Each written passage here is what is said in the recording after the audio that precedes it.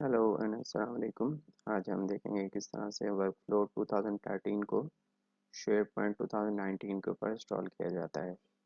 ये हमारा network diagram है जिसमें अभी फ़िलहाल एक एक्टिव डायरेक्टरी सर्वर और एक शेयर पॉइंट सर्वर है जिसके ऊपर हमने एसक्यूएल सर्वर 2016 भी इंस्टॉल किया हुआ है। आप चाहें तो रिपोर्टिंग सर्विस को अलग सर्वर में भी इंस्टॉल कर सकते हैं, लेकिन फॉर द डेमो पर्पसेस मैं फ़िलहाल अभी शेयर पॉइंट सर्वर के ऊपर ही आर रिपोर्टिंग सर्विसेज को इंस्टॉल कर रहा हूँ जिसका शॉर्ट फॉर्म SSRS है। तो इसके लिए सबसे पहले हम इसके जो कंपोनेंट हैं, मेन कंपोनेंट रिपोर्टिंग सर्विस का, वो हम माइक्रोसॉफ्ट की वेबसाइट से डाउनलोड कर लेते हैं।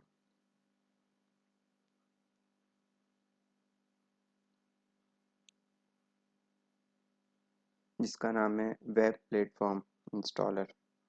इसके थ्रू हम जो हैं SSRS को इंस्टॉल करेंगे। तो इसके स्टेप्स बड़े सिंपल हैं, जैसा आपने इसको डाउनलोड करना है और इंस्टॉल करना है।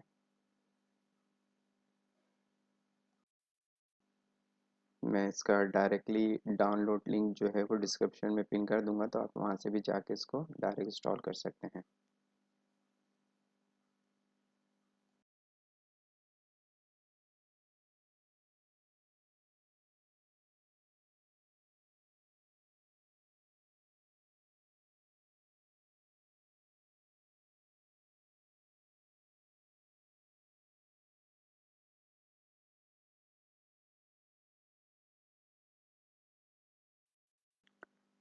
इंस्टॉल करने के बाद आपने इसको ओपन कर लेना है और इसमें हमने सर्च कराना है वर्कफ्लो।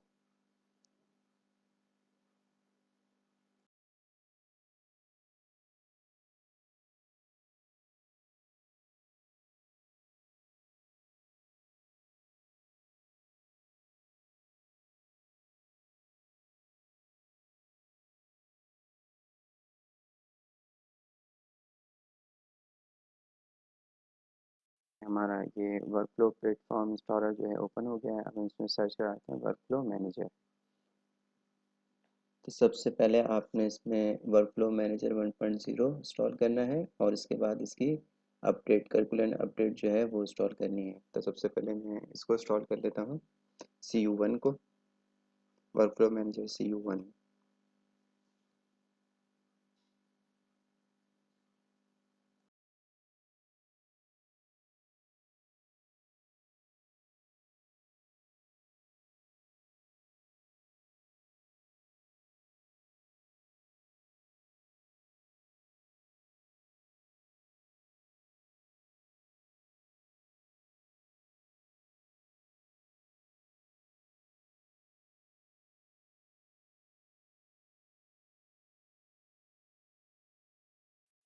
होने के बाद ये इस तरह से ओपन हो जाएगा। इसको आप क्लोज कर दें और दोबारा से वेब प्लेटफॉर्म को ओपन करके जो इसकी अपडेट है CU1 वर्कफ्लो मैनेजर की, उसको इंस्टॉल करना है।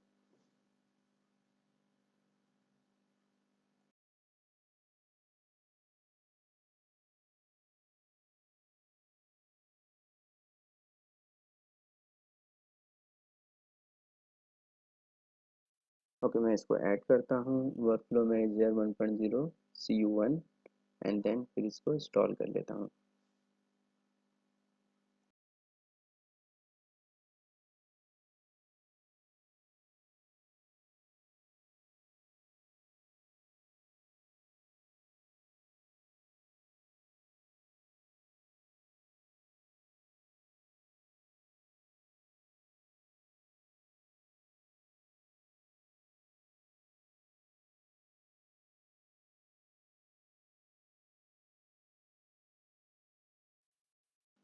इंस्टॉल करने के बाद मैं इसको मैन्युअली स्टार्ट मेन्यू से जाके ओपन कर लेता हूँ। वर्कफ्लो मैनेजर कॉन्फ़िगरेशन के नाम से इसका कंपोनेंट अवेलेबल होगा स्टार्ट मेन्यू में, और वहाँ से जाके इसको ओपन कर लें। उसके बाद मैं configure workflow manager with customize setting के ऊपर क्लिक करके इसको मैन्युअली कॉन्फ़िगर कर लेता हूँ। अच्छा, मेरा जो एसक्यूएल सर्वर है वो इसी शेयर पॉइंट सर्वर के ऊपर है, तो इस वजह से जो एसक्यूएल सर्वर्स की जो कैटेगरी के अंदर वो ऑलरेडी आ रहा है। तो जस्ट मैं टेस्ट कनेक्शन करके इसको टेस्ट कर लेता हूँ और वेरीफाई कर लेता हूँ। अगर आपका एसक्यूएल सर्वर किसी और सर्वर पे है तो वहाँ यहाँ पे इस फील्ड में आप उस एसक्यूएल सर्वर का नाम देंगे। यहाँ पे जो मैंने यूज़र बनाया हुआ था एस एडमिन के नाम से, मैं उसका पासवर्ड डालता हूँ और यहाँ पे मेरा जो सर्टिफिकेट है, की जो है, मेरी सर्टिफिकेट की है, मैं उसका पासवर्ड डाल देता हूँ। साथ ही आप मेक श्योर कर लें जो पोर्ट है इसकी 100 12290 और 12291, ये आपके सर्वर के ऊपर अवेलेबल होनी चाहिए। अगर ये अवेलेबल नहीं होगी तो ये इंस्टॉल नहीं, कॉन्फ़िगर नहीं होगा और एरर शो कर देगा। तो आप किसी भी पोर्ट स्कैनर के थ्रू या किसी भी सॉफ्टवेयर के थ्रू पहले चेक कर लें कि आपके सर्वर में ये पोर्ट बिजी तो नहीं है। अगर बिजी नहीं है तो फिर आप इसको सक्सेसफुली इंस्टॉल कर पाएंगे। इसके अलावा सर्विस बस कॉन्फ़िगरेशन में भी मैं इसी तरह से टेस्ट कर लेता हूँ, टेस्ट कनेक्शन एसक्यूएल सर्वर के साथ।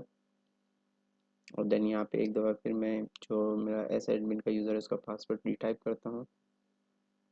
अच्छा, बाज़ औक़ात ऐसा भी होता है कि आप एस एडमिन के पासवर्ड को चेंज कर देते हैं एक्टिव यूज़र एंड कंप्यूटर्स में जाके, तो भी ये सर्विस आपकी स्टॉप हो जाएगी। तो आपको इस सर्विस को ऊपर भी दोबारा से आके अपना पासवर्ड रीटाइप करना पड़ेगा। तो मैं ये आप ध्यान रखें कि आपका जो पासवर्ड है वो चेंज ना हो, और अगर आप चेंज कर रहे हैं तो यहाँ पे आके दोबारा उसको रीटाइप करें या रिकॉन्फ़िगर करें।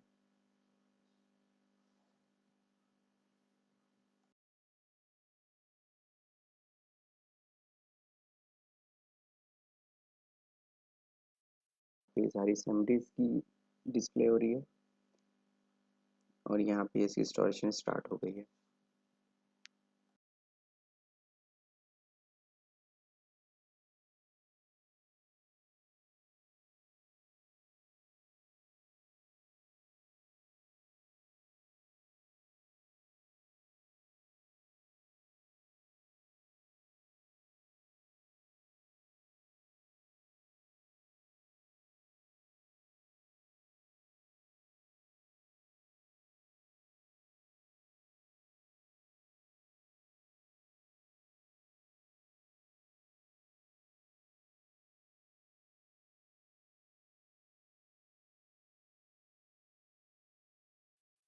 ओके, तो मेरी वर्कफ्लो की जो सर्विसेज है वो सक्सेसफुली कॉन्फ़िगर हो गई है। अब मैं इसको क्लोज़ कर देता हूँ और उसके बाद मैं शेयरपॉइंट सेंटर एडमिनिस्ट्रेशन को ओपन करता हूँ और एक साइट क्रिएट कर लेता हूँ ताकि हम अपने वर्कफ्लो 2013 को टेस्ट कर सकें।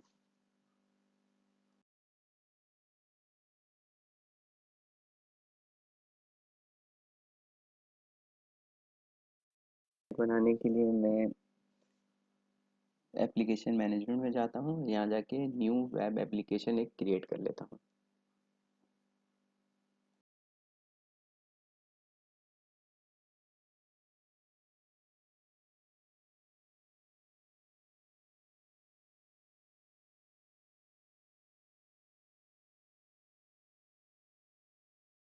के अंदर आप अपना एक जो भी साइट नेम है वो देंगे। इसके बाद पोर्ट आप सेलेक्ट करेंगे। अगेन यहाँ पे पोर्ट वही आपने सेलेक्ट करनी है जो अवेलेबल हो आपके सर्वर के ऊपर। अगर आपकी न्यू इंस्टॉलेशन है तो 80 पोर्ट अवेलेबल होती है, तो मैंने डिफ़ॉल्ट 80 पोर्ट पे ही इसको जाने दिया है। इसके बाद आप यूआरएल सेट करेंगे जो आपने अपनी साइट का रखना है। उसके बाद आप इसमें एप्लीकेशन पूल डालेंगे। बाय डिफ़ॉल्ट पूल कुछ बने हुए होते हैं, बेहतर ये है कि आप हर साइट के लिए एक अलग पूल बना लें। और इसके साथ ही जो डीबी है, डेटाबेस है, वो भी आप रख देंगे अलग। अगर अलग रखेंगे तो मैनेज करने के लिए आपको आसानी होगी।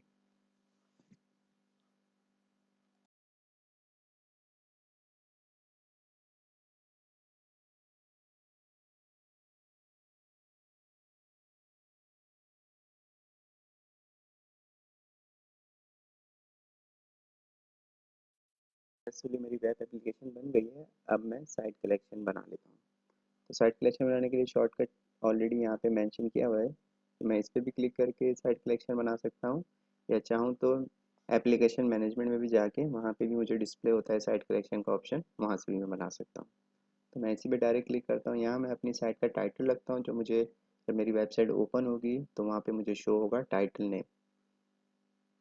इसके बाद मैं यूज़र नेम के अंदर जो प्राइमरी साइट कलेक्शन एडमिनिस्ट्रेशन है और सेकेंडरी साइट कलेक्शन एडमिनिस्ट्रेशन है, यहाँ मैं अपना यूज़र देता हूँ एस एडमिन, और इसके बाद मैं इसको ओके कर देता हूँ। साइट कलेक्शन भी सक्सेसफुली क्रिएट हो गई है और जिसका लिंक भी यहाँ पे शो हो रहा है। मेरे सेंटर एडमिनिस्ट्रेशन के में भी वो शो होना शुरू हो गई है, मेरी साइट जो मैंने क्रिएट की थी। अब मैं इस साइट को ओपन कर लेता हूँ ताकि मैं अपनी वर्क फ्लो की टेस्टिंग कर सकूँ।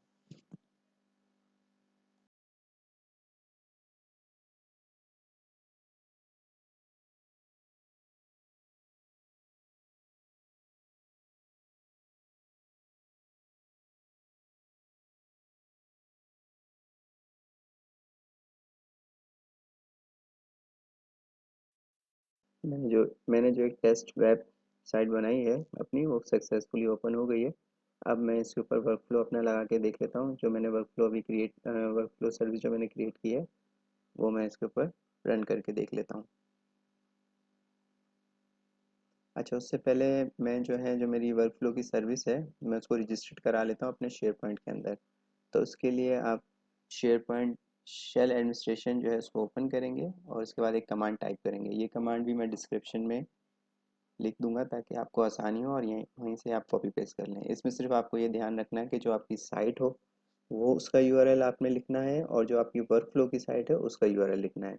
सबसे पहले जो आ रही है वो आपकी साइट आ रही है, उसके बाद जो है आपकी वर्क फ्लो की साइट आ रही है। तो इसी पैटर्न के हिसाब से आपने लिखना है। Register share point work flow service, उसके बाद एस पी साइट, और उसके बाद जो आपकी साइट है आपने वो डालनी है। और उसके बाद जो दूसरा एच टी टी पी के साथ लिंक आ रहा है वो आपकी वर्क फ्लो की साइट है।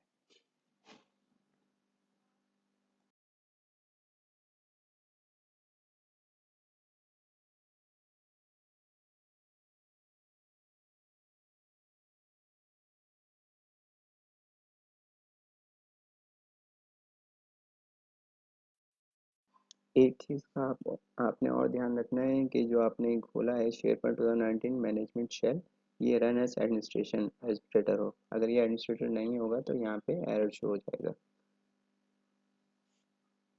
ओके, ये सक्सेसफुली रजिस्टर्ड हो गई है मेरी जो वेब एप्लीकेशन है वो शेयरपॉइंट के साथ। अब मैं अपनी जो शेयरपॉइंट की साइट है उसके ऊपर वर्कफ्लो को रन करके देख लेता हूँ। वर्कफ्लो के एक कंपोनेंट को कॉन्फ़िगर करने के लिए आपको एक चीज़ और की ज़रूरत होगी जिसका नाम है शेयरपॉइंट डिज़ाइनर। तो आप शेयरपॉइंट डिज़ाइनर जो लेटेस्ट है वो 2013 ही है अभी तक हमारे पास अवेलेबल है। तो आप इसको डाउनलोड करके माइक्रोसॉफ्ट की वेबसाइट से डाउनलोड करके इंस्टॉल कर लें।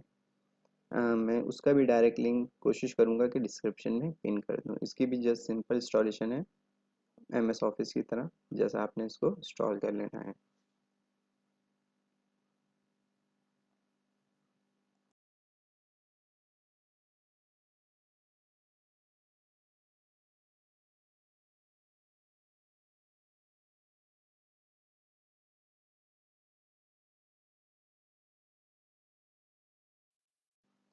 इंस्टॉल करने के बाद आपने इसको भी रन एज एडमिनिस्ट्रेटर करके ओपन कर लेना है शेयरपॉइंट डिज़ाइनर को, और अपनी साइट को इस शेयरपॉइंट डिज़ाइनर के अंदर ओपन करना है, जिसमें सबसे टॉप पे भी आपको ऑप्शन नज़र आ रहा है ओपन अ साइट का। जैसा आपने इस पर क्लिक करना है और जो आपने साइट क्रिएट की थी उसका यूआरएल एड्रेस डाल के उसको ओपन करना है। अगर आप शेयरपॉइंट एडमिनिस्ट्रेटर से लॉगिन हैं अपने सिस्टम पे तो ये यूज़र नेम पासवर्ड नहीं मांगेगा। अगर आप शेयरपॉइंट एडमिनिस्ट्रेटर से लॉगिन नहीं है और कोई दूसरा सिस्टम है जहाँ किसी यूज़र से लॉगिन है तो देन वो आपको साइट के एडमिनिस्ट्रेटर का यूज़र नेम पासवर्ड मांगेगा, जो आपको मेंशन करना होगा इसके अंदर।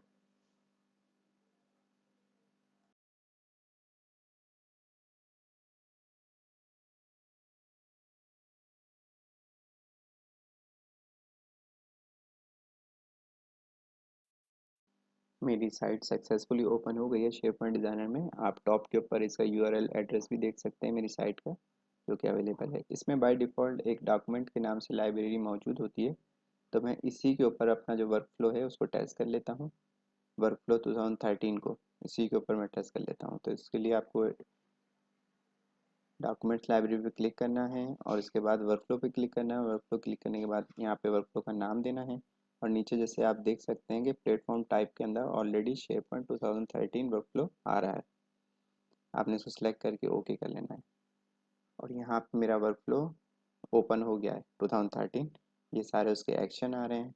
तो कोई भी मैं एक सिंपल एक्शन लगा के इसके ऊपर टेस्ट कर लेता हूँ। जैसे मैंने एक सेंड एन ईमेल का एक जो एक्शन है उसको सिलेक्ट करके इसको टेस्ट किया है। ये 2 और 4 के अंदर जो ईमेल एड्रेसेस हैं ये जैसा आपने डालने हैं टेस्टिंग के लिए, और सब्जेक्ट के अंदर जो भी सब्जेक्ट आप देना चाहें वो दे सकते हैं। फर्दर और इसके अंदर बहुत सारे एक्शन होते हैं जो हम लेटर ऑन दूसरी वीडियोस में उसको कवर कर लेंगे। मैंने जस्ट टेस्टिंग के लिए एक सिंपली एक टेस्ट ईमेल करवा रहा हूँ कि जैसे ही कोई डॉक्यूमेंट लाइब्रेरी के अंदर सेव हो तो मेरा वर्कफ्लो रन हो जाए। चेक फॉर द एरर, मैं एरर भी चेक कर लेता हूँ इस वर्कफ्लो में कोई एरर तो नहीं है, ओके है ये वर्कफ्लो। और उसके बाद हम वर्कफ्लो सेटिंग में देख लेते हैं कि मल्टीपल सेटिंग्स होती हैं कि आपने ये वर्कफ्लो रन कब करवाना है। आया कि आप कोई चेंजिंग करें डॉक्यूमेंट में जब आपने रन कराना है, या कोई क्रिएट किया है आप डॉक्यूमेंट तो वैसे ये वर्कफ्लो रन हो जाए। तो फिलहाल मैं इसकी जो सेटिंग रखता हूँ कि जैसे ही कोई इस लाइब्रेरी के अंदर डॉक्यूमेंट क्रिएट हो तो ये वर्कफ्लो रन हो जाए। इसके साथ ही मैं इसको सेव एंड कर लेता हूँ और उसके बाद इसको पब्लिश कर देता हूँ।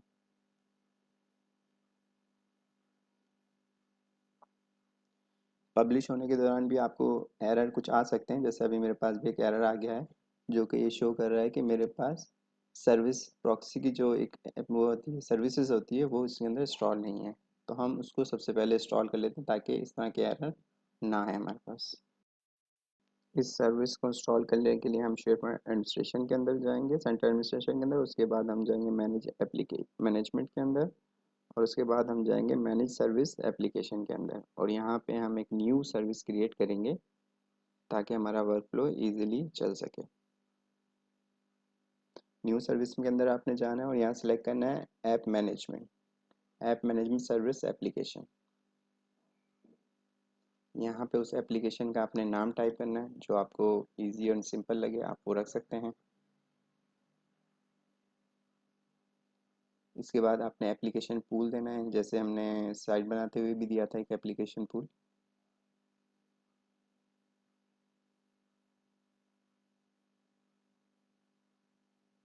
और इसके साथ ही आप नीचे जैसे देख सकते हैं कि उस पर चेक लगा हुआ create an management service application proxy and, और इसको क्लिक सेलेक्ट करने के बाद आपने ओके कर देना है। ओके, तो हमारी जो एप्लीकेशन थी वो सक्सेसफुली इंस्टॉल हो गई है। अब हम इसको चेक कर लेते हैं कि ये स्टार्ट है प्रॉपरली, इसमें कोई एरर तो नहीं आ रहा, तो हम उसको भी चेक कर लेते हैं। उसको चेक करने के लिए आप ऐप मैनेजमेंट में जाएंगे, इसके बाद मैनेज सर्विसेज ऑन सर्वर के ऊपर जाके भी इसको चेक कर लेंगे कि वो सर्विस हमारी प्रॉपर रन हो रही है।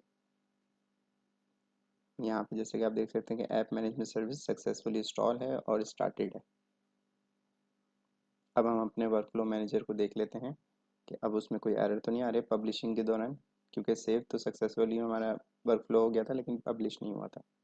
जब तक पब्लिश नहीं होगा जब तक वो प्रॉपरली वर्क नहीं करेगा।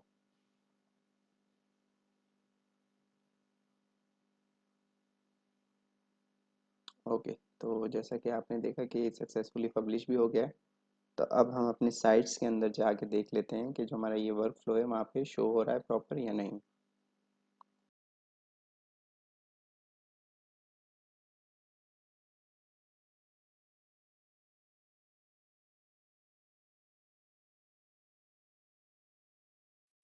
साइट के अंदर मैंने चेक कर लेंगे, अपने डॉक्यूमेंट लाइब्रेरी के अंदर जाऊँगा और लाइब्रेरी में जाने के बाद सेटिंग पे क्लिक करके मैं देख लूँगा कि मेरा जो वर्क फ्लो है वो प्रॉपरली यहाँ नज़र आ रहा है या नहीं आ रहा। तो जैसा कि आप देख सकते हैं जो मैंने नाम रखा था वर्क फ्लो का वो अभी यहाँ शो हो रहा है, और ये बता भी रहा है कि ये वर्क फ्लो 2013 का है। बाय डिफ़ॉल्ट जो शेयर पॉइंट 2019 के अंदर वर्क फ्लो होते हैं वो 2010 के होते हैं। 13 के और जो थर्ड पार्टी दूसरे जो वर्क फ्लो होते हैं वो हमें मैनुअली इंस्टॉल करने पड़ते हैं।